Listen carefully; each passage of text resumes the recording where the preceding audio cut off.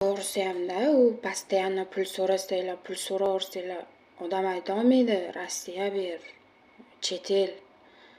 Sizlar bilmaysizlar. Birov biladi, birov bilmaydi bu narsani.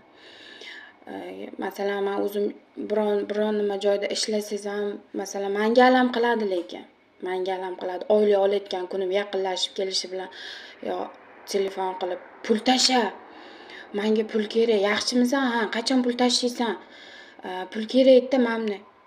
Nima kerak u narsa? Birinchi bo'lib telefon qilinglar, so'ranglar.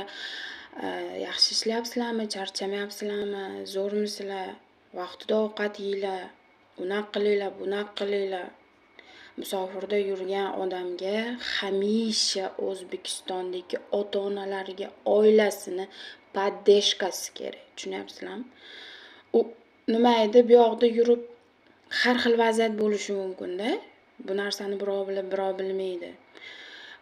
Bir xilni oyligini kechiktirib beradi.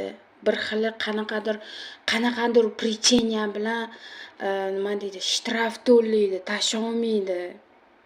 Tем более patent qimmat. U yoq, bu yoq o'zini eplab olguncha ham sabr yo'q. Pul tashamaydi. Necha yil bo'lyapti, qancha bo'lyapti, necha oy bo'lyapti. Pul tashasanglar bo'lmaydimi? Odam emas bu.